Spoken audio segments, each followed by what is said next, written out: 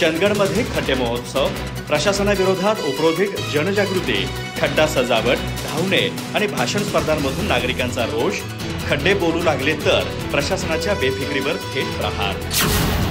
चंदगड तालुक्यातील बेलगाव वेंगुर्ले रस्त्यावरील खड्ड्यांवर उपहासात्मक पद्धतीने जनजागृती करण्यासाठी स्वाभिमानी शेतकरी संघटनेतर्फे खड्डे महोत्सव आयोजित करण्यात आला। उद्योजक शामराव बेनके यांच्या हस्ते महोत्सवाचं उद्घाटन झालं। 3 दिवस चाललेल्या या महोत्सवात शनिवारी खड्डा सजावट स्पर्धेत गावकऱ्यांनी रंग, झेंडे, फुले आणि कल्पकतेतून खड्ड्यांना वेगवेगळं स्वरूप दिलं। रविवारी खड्ड्यातून धावण्याच्या स्पर्धेत स्पर्धकांनी खड्ड्यांनी भरलेल्या रस्त्यावरून धाव घेतली। सोमवारी भाषण स्पर्धा झाली। भाषण स्पर्धेची सुरुवात खड्ड्यांमुळे मृत्यू झालेल्या कैलासवासी शिवांजली शहापूरकर यांच्या प्रतिमेचं पूजन करून करण्यात आले। 16 स्पर्धकांनी सहभाग घेतला। अद्विका दळवी हिने हृदयस्पर्शी प्रश्न विचारला।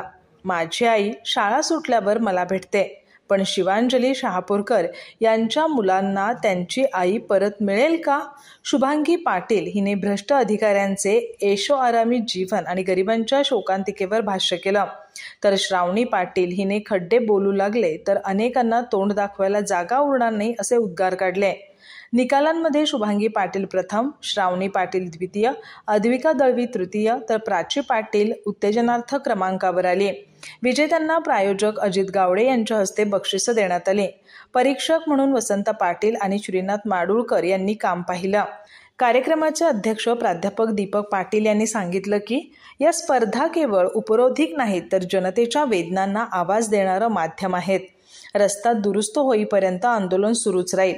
या प्रसंगी सरपंच गणपत कांबळे, अध्यक्ष अर्जुन पाटील, पांडुरंग पाटील, महादेव तुपारे, अभिजित पाटील, जयदीप पाटील आदी मान्यवर उपस्थित होते। खड्डा सजावट, खड्ड्यातून धावणे आणि भाषण स्पर्धांमधून व्यक्त झालेला खड्डा महोत्सव हा चंदगडच्या जनतेच्या व्यथा आणि प्रशासनावरील रोषाचा बुलंद आवाज ठरला। अधिक माहिती आणि ताज्या घडामोडींसाठी आजच आमचे चॅनल सबस्क्राइब करा।